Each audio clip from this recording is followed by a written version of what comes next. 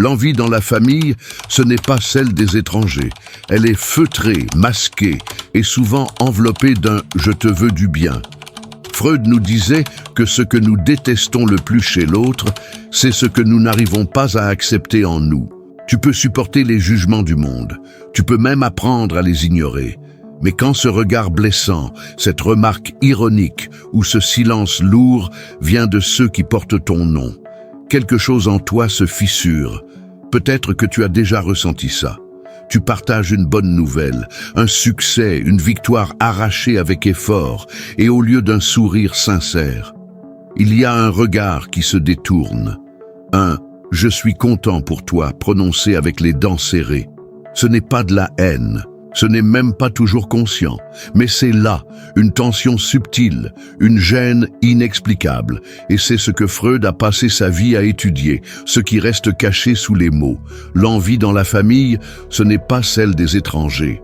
Elle est feutrée, masquée, et souvent enveloppée d'un « je te veux du bien ».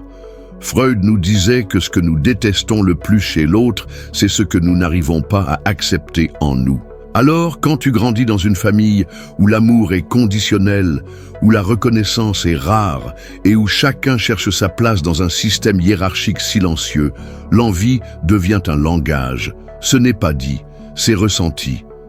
Elle se glisse dans les conseils non sollicités, les comparaisons subtiles, les absences non justifiées lors des moments importants.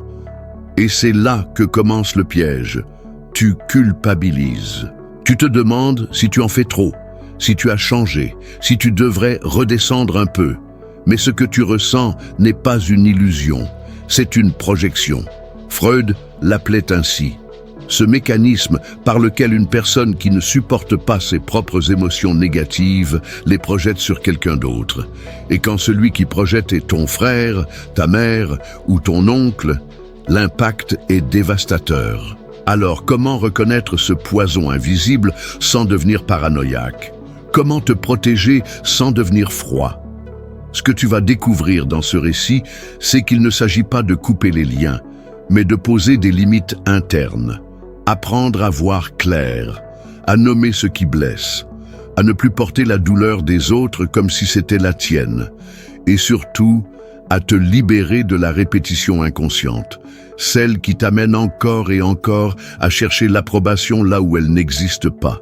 Parfois, tu n'as rien dit, tu n'as rien prouvé, tu as juste évolué, tu as trouvé une paix intérieure après une période difficile, tu as repris ta vie en main ou simplement tu as cessé de demander la permission pour exister.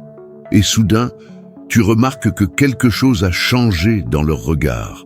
Ce n'est pas une guerre ouverte, non. C'est bien plus subtil que ça. C'est un silence au mauvais moment, une remarque dite à demi-voix, un sourire qui n'atteint pas les yeux. Et là, tu comprends que ce n'est pas ce que tu as fait qui dérange, c'est ce que tu es devenu. Freud appelait cela la transfert. Quand une émotion ancienne, non résolue, se transfère sur une autre personne. Et dans la famille, ces transferts sont puissants, car ils sont enracinés dans l'enfance. Un frère qui t'ignore aujourd'hui ne t'en veut peut-être pas à toi. Il réagit à un sentiment d'injustice ancien, à une douleur qu'il n'a jamais pu exprimer. Une mère qui critique ta liberté ne parle peut-être pas de toi, mais de la femme qu'elle aurait voulu être. Ce n'est pas toi le problème, c'est ton reflet dans leurs blessures, mais tu ne peux pas leur expliquer ça. Tu ne peux pas leur faire lire Freud ou les convaincre de ton intention.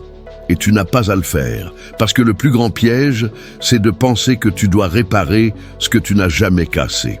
Que tu dois devenir plus doux, plus petit, plus silencieux, pour ne pas déclencher leur inconfort. Mais est-ce vraiment ça, aimer sa famille, se taire pour ne pas déranger, rentrer dans un moule pour ne pas faire de l'ombre à ceux qui ne brillent plus? Il faut du courage pour rester soi-même quand on sent que cela provoque du rejet. Freud disait que l'inconscient ne ment jamais et qu'il s'exprime dans les gestes, les silences, les oublis. Tu veux partager une bonne nouvelle? Ils changent de sujet. Tu as besoin de leur présence? Ils s'absentent. Et parfois, sans le dire, ils essaient de t'affaiblir par des critiques déguisées en conseils. Tu es sûr que tu veux faire ça? Tu as changé? On te reconnaît plus? T'as pas peur de tomber? Mais sous ces phrases, il n'y a pas de vraie inquiétude. Il y a une blessure non résolue qui parle à travers eux. Et c'est ici que tu dois faire le choix. Absorber leurs projections et te diminuer pour qu'ils se sentent mieux. Ou bien reconnaître que leur regard n'est plus un miroir fiable. C'est une déformation, une douleur déplacée. Et ce n'est pas à toi de la porter. Car à force de vouloir comprendre ceux qui te blessent, tu oublies parfois de prendre soin de celui qui est blessé, toi-même. Tu pensais que ta réussite allait t'inspirer, que ton changement allait rapprocher, que ta paix allait enfin te permettre d'être accepté.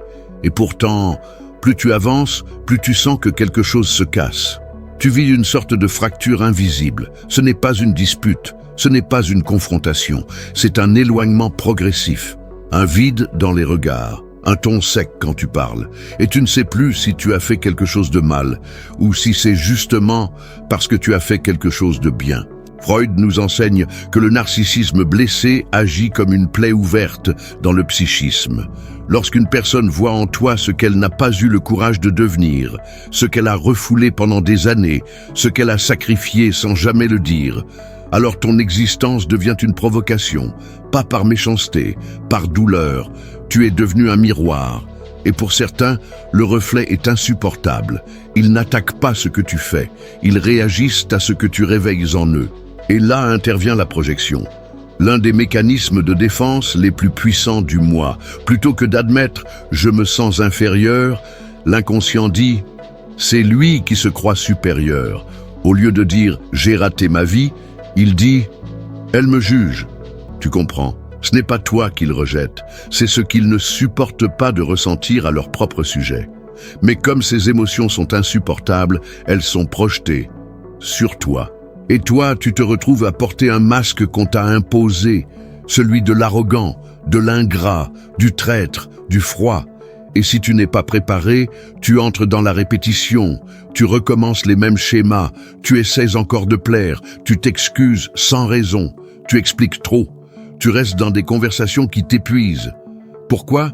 Parce que tu cherches à réparer, à mériter, à retrouver l'amour qu'on ne t'a peut-être jamais donné de façon inconditionnelle. Mais Freud est clair, tant que tu répètes, tu ne guéris pas, tu revives, encore et encore.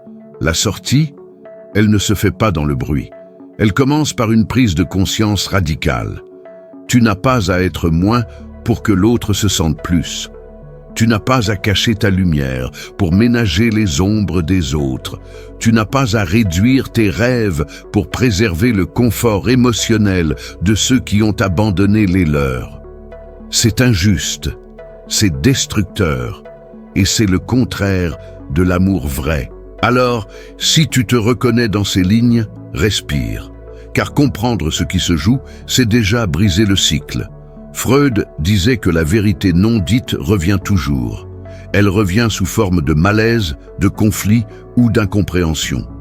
Mais si toi, tu la vois, tu la nommes et tu choisis de ne plus y répondre de la même manière, alors tu n'es plus victime, tu deviens auteur, non pas de leur histoire mais de la tienne. Il y a quelque chose d'injuste, d'invisible, mais profondément destructeur. C'est ce moment où tu commences à croire que c'est toi le problème. Pas parce que tu as fait du mal, mais parce que les autres te le laissent entendre.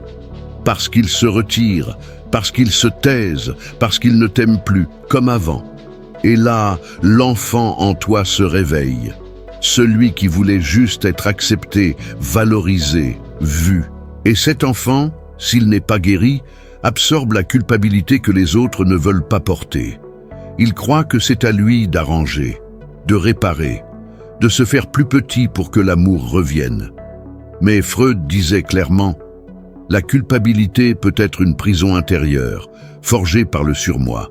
Cette voix héritée des figures parentales, qui dit « tu ne peux pas faire ça ». Tu dois être comme on t'a appris. Et tu continues à vivre en fonction d'un code qui n'est plus le tien. Tu choisis la paix apparente au lieu de la vérité. Tu évites les sujets qui dérangent.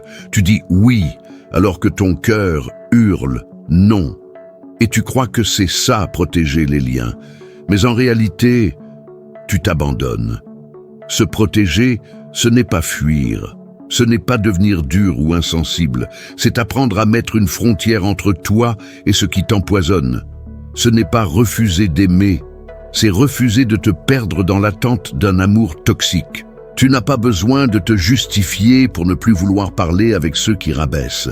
Tu n'as pas à te sentir coupable de filtrer les conversations, de réduire les visites, de ne plus partager tes joies avec ceux qui les éteignent.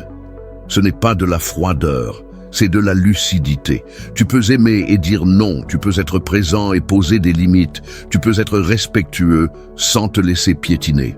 Freud nous montrait que l'équilibre psychique dépend de notre capacité à faire le tri entre ce qui est à nous et ce qui a été projeté sur nous. Et dans les familles, ce tri est vital. Parce que la loyauté familiale peut devenir une dette émotionnelle sans fin. Tu continues à donner, à tolérer, à espérer, alors qu'au fond, tu sais que cette version de toi n'existe plus. Et c'est là que naît le conflit le plus difficile. Oser être soi-même quand ceux qu'on aime ne comprennent plus cette version. Tu n'as pas changé, tu as évolué. Tu as cessé de porter des fardeaux qui ne t'appartiennent pas. Et certains verront ça comme une trahison, mais ce n'en est pas une. C'est une renaissance, et toute renaissance demande du courage. Alors, si tu ressens cette fatigue profonde, ces insomnies, ce sentiment d'étouffer quand tu penses à certaines réunions familiales, ce n'est pas dans ta tête, ce sont des signaux. Ton corps parle, ton esprit réclame de l'espace. Ce n'est pas toi qui es devenu trop sensible, ce sont les autres qui ne savent plus comment te contenir. Et c'est une bonne nouvelle, tu n'as plus besoin d'être contenu. Tu peux maintenant exister pleinement, et ça, c'est ce qu'on appelle la maturité. Il fut un temps où tu voulais expliquer tout à tout le monde, justifier ton choix de carrière, tes silences, tes absences, ta façon d'éduquer tes enfants, ta spiritualité. Tu pensais que si tu trouvais les bons mots, les autres comprendraient, qu'ils finiraient par voir ton cœur, par respecter ton chemin. Mais avec le temps, tu as compris une chose. Ce n'est pas que les autres ne comprennent pas, c'est qu'ils ne veulent pas. Freud disait que le silence peut être une forme de résistance, pas celle du refoulement, mais celle de la préservation. Quand tout dialogue devient un champ de tension, quand chaque mot est interprété comme un affront, le silence devient une barrière invisible, mais puissante. Il ne veut pas dire « je n'ai rien à dire ». Il dit « je choisis de ne pas m'épuiser à me défendre ». Et ça, c'est de la maturité psychique. Il y a des conversations qui n'apportent rien, des échanges qui te vident, des débats qui ne cherchent pas la vérité, mais la domination. Dans ces cas-là, se taire, ce n'est pas se soumettre. C'est refuser de nourrir une dynamique toxique. Le silence devient un espace de recentrage. Il t'empêche de répondre par impulsion. Il t'aide à entendre ta propre voix intérieure. Il te protège du poison qui se cache dans certains « je dis ça pour ton bien ». Mais attention, il y a le silence qui ronge et le silence qui libère. Le premier, c'est celui de la peur, de l'auto-annulation, de l'enfant intérieur qui se tait pour survivre. Le second, c'est celui de l'adulte conscient, qui sait que certaines vérités n'ont pas besoin d'être dites à ceux qui ne savent qu'humilier. Tu n'as pas à prouver ta valeur, tu n'as pas à te justifier de vouloir vivre en paix. Tu peux te taire et rester droit, tu peux choisir la distance sans couper l'amour en toi. Freud savait que le langage du corps, des silences, des absences, disait souvent plus que les mots. Quand un membre de la famille oublie ton anniversaire, quand on ne vient pas à tes moments importants, quand on t'appelle seulement pour critiquer, ce ne sont pas des détails, ce sont des messages inconscients. Et si tu continues à faire comme si de rien n'était, tu t'intoxiques lentement. Alors tu apprends à lire autrement, à ne pas tout confronter, mais à tout observer et à tout choisir. Ce que tu acceptes, ce que tu partages, ce que tu gardes pour toi. Tu comprends que le silence n'est pas un vide, c'est une frontière. Il dit « Jusqu'ici, je t'écoute, mais au-delà, je me préserve. » Et c'est peut-être le moment où tu cesses enfin de vouloir réparer, où tu laisses les autres avec leur jugement, où tu acceptes que le respect ne se mendie pas et que l'amour véritable ne demande jamais que tu t'effaces. Si tu as atteint ce point, alors tu n'es plus dans le combat, tu es dans la liberté. Et ça, même ceux qui ne t'aiment pas comme tu aurais voulu ne peuvent plus te l'enlever. Peut-être qu'en écoutant cette réflexion, tu as ressenti quelque chose se réveiller en toi. Une mémoire, une blessure, une solitude familière. Et tu t'es demandé, pourquoi est-ce que ça me parle autant? La réponse est simple, parce que tu l'as vécu. Parce que tu vis encore avec ce poids invisible que tant de familles normalisent. Ce poids de devoir plaire, correspondre, sacrifier son propre chemin pour préserver des liens qui étouffent. Et Freud l'avait compris avant tout le monde. La souffrance ne vient pas seulement de ce qu'on vit, mais de ce qu'on répète sans le savoir. Et tu as peut-être été ce fils, cette fille, ce frère ou cette sœur qui a choisi de vivre autrement, de penser autrement, de s'éloigner sans haïr, de poser des limites sans crier. Et pour ça, tu as été mal vu, pas parce que tu étais toxique, mais parce que ta clarté dérangeait leur confusion, parce que ta paix réveillait leurs conflits non résolus, parce que ton bonheur faisait du bruit dans leur silence. Mais ce n'est pas à toi de porter ça. Tu n'es pas responsable du fait que les autres ne se sentent pas bien face à ce que tu es devenu. Tu n'as pas à te cacher pour que leur ego reste intact.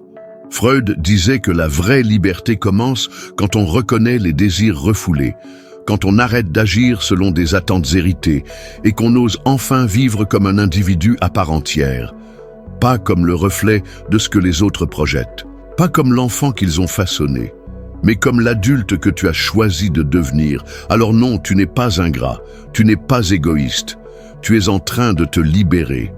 Et cette libération dérange, oui, mais elle est sacrée, parce qu'elle marque la fin d'un cycle, le début d'une autre façon de vivre, de penser, d'aimer. Tu ne coupes pas les liens, tu les transformes. Et ceux qui t'aiment vraiment s'adapteront. Les autres resteront dans leur projection. Et ce n'est plus ton problème. Tu n'as plus besoin de l'approbation de ceux qui ne te regardent qu'avec jugement. Tu n'as plus besoin de plaire à ceux qui n'écoutent que pour corriger. Ce dont tu as besoin, c'est de rester entier, cohérent, paisible. Et c'est ce que Freud appelait la victoire du moi, quand le désir et la réalité ne sont plus en guerre, quand tu n'as plus honte d'exister tel que tu es. Si cette réflexion a mis des mots sur ce que tu ressens en silence depuis longtemps, alors laisse un commentaire. Dis-moi d'où tu m'écoutes. Partage ton prénom, pas pour s'exposer, mais pour que je puisse prier pour toi, penser à toi, pour que tu n'aies plus jamais à porter tout ça seul, car ce que tu vis, tu n'es pas le seul à le vivre, mais aujourd'hui, tu as le droit de t'en libérer. Et si tu veux continuer à explorer ces vérités cachées de l'âme, abonne-toi, active les notifications, parce que le plus grand des soulagements, c'est quand tu te rends compte que tu n'es pas fou. Tu es juste en train de guérir.